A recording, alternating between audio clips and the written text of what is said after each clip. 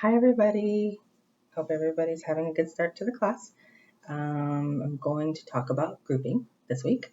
So the Common Core standard that I picked was reasoning with equations and inequalities, A-REI. I work at a high school and that's for integrated math 1. And that involves solving equations and inequalities with one variable, solving systems of equations, and understanding how to graph equations.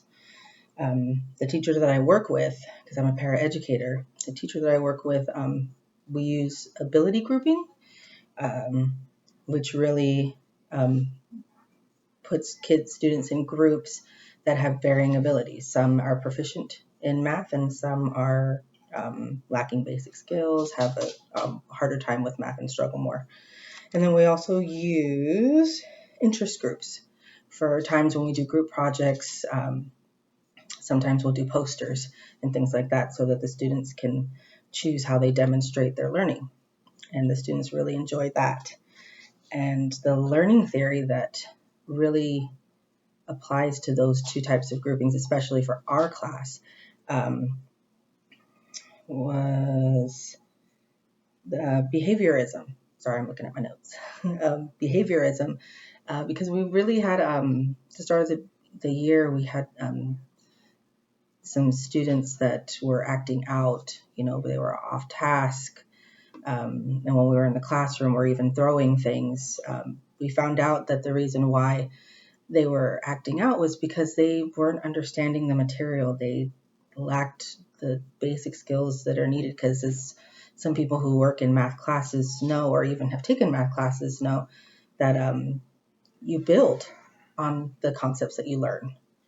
So they hadn't learned those things in their previous years in middle school, so they were really struggling. And instead of asking for help, which seemed to embarrass them because they didn't want to be embarrassed, they acted out when we got to concepts that they didn't understand.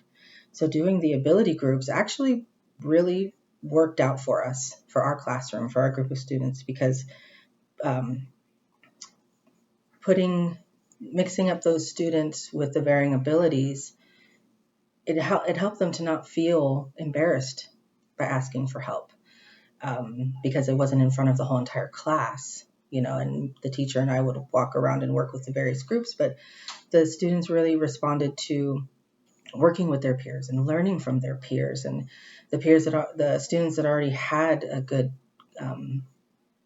grasp on the concepts that we were learning, they were getting even more proficient in those concepts because they were teaching those to the students that needed the help. And that helped the students to really get motivated. It promoted positive learning. There was even positive reinforcement, because there was high fives going on all over the place. It was a really fun, cool, interesting thing to see those students who unfortunately didn't learn basic skills were actually learning, getting excited about it. And, when we would go back and meet in the whole entire class, they would actually raise their hands and want to offer answers and want to participate in front of the whole class, which was, it was a lot of fun to see. And for the behaviorism, it also helped to, the interest groups also helped, because it helped the students really, at that point, they were able to choose who they wanted to be in groups with. They were able to choose how they were going to demonstrate their learning by a poster or something, however they wanted to present it. And it helped them to really feel like they had control over their learning, control over how they were going to demonstrate to us that they had learned the concepts. And it seemed to work a lot better when they felt like they had control over all their parts of their learning. So that was really cool. And that's basically it.